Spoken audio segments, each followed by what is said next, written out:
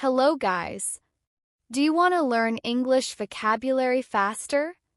Want to have better listening comprehension and pronunciation and boost your speaking skills quickly? Then welcome to our new video to improve your English skills.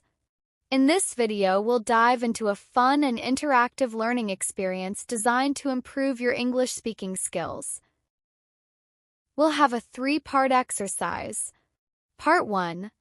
Listening practice. Part 2. Vocabulary. Part 3. Listen and answer practice. Now, are you ready to train your brain to speak English fluently? Let's get started. Part 1. Listening practice. Feeling under the weather. Let's start with a story about Sarah, a dedicated teacher who encountered an unexpected challenge at work. As you listen, focus on how the events unfold and how the idiom feeling under the weather is used in context. Once upon a time, there was a teacher named Sarah who loved her job. She enjoyed helping her students learn and always gave her best in the classroom. But one day, Sarah woke up feeling strange. She had a headache, her throat was sore, and she felt unusually tired. She was feeling under the weather, but she decided to go to work anyway because she didn't want to let her students down. As the day went on, Sarah's condition worsened. She found it hard to concentrate and her voice became hoarse. By lunchtime, her energy was completely drained. Her colleagues noticed that something was wrong and suggested that she go home and rest. But Sarah was determined to stay and finish the day. She kept telling herself, "I can get through this."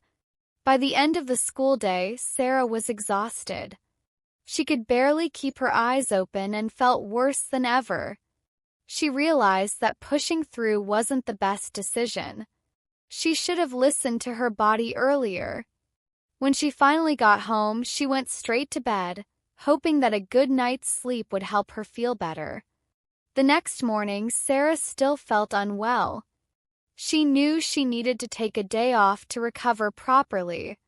Although she felt guilty about missing work, she knew that resting was the right choice.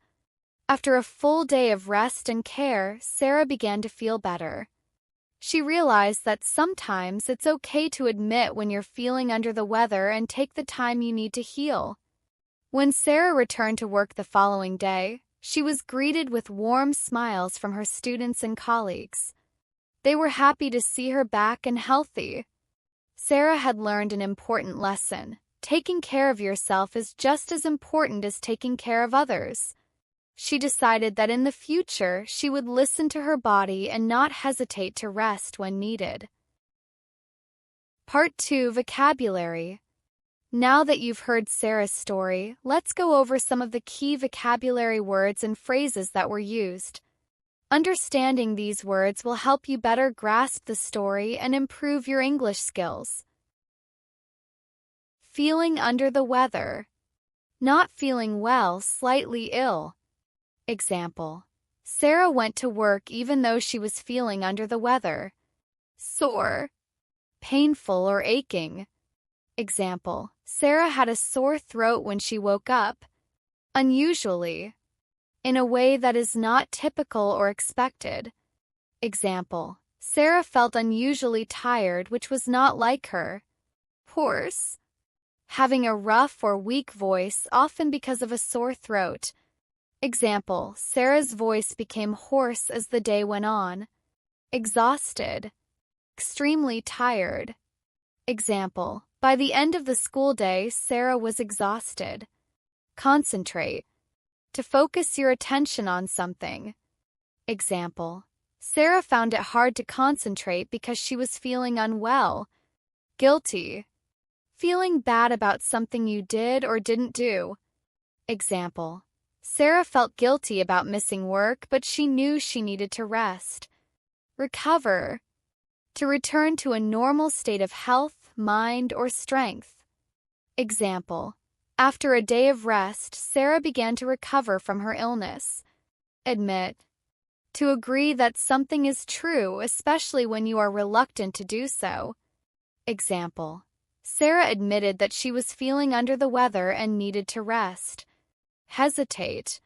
Pause before doing something, often because you are uncertain or nervous. Example. In the future, Sarah decided she wouldn't hesitate to rest when she felt unwell. Part 3. Listen and answer practice. Let's test your understanding of the story with some questions. I'll ask a question and you'll have a few seconds to answer before I reveal the correct response. Try to answer out loud to practice your speaking skills. Why did Sarah decide to go to work even though she was feeling under the weather? Answer: Sarah didn't want to let her students down, so she decided to go to work. What happened to Sarah's condition as the day went on? Answer: Sarah's condition worsened, she found it hard to concentrate, and her voice became hoarse. What did Sarah's colleagues suggest she do when they noticed she wasn't well? Answer: Sarah's colleagues suggested that she go home and rest. What lesson did Sarah learn after pushing through the day while feeling under the weather? Answer: Sarah learned that it's important to listen to your body and take time to rest when needed. How did Sarah feel the next morning after a full day of rest? Answer: After a full day of rest, Sarah began to feel better. What did Sarah decide about how she would handle feeling under the weather in the future?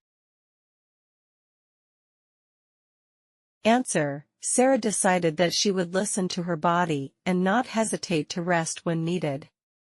How did Sarah's students and colleagues react when she returned to work? Answer: Sarah's students and colleagues were happy to see her back and healthy. What does the phrase "feeling under the weather" mean in the context of Sarah's story? Answer: In the context of Sarah's story, feeling under the weather means that Sarah wasn't feeling well and was slightly ill. Great job today! Keep practicing by watching this video regularly and you'll see your English skills improve. Don't forget to like, subscribe, and share with your friends. Keep learning and I'll see you in the next video.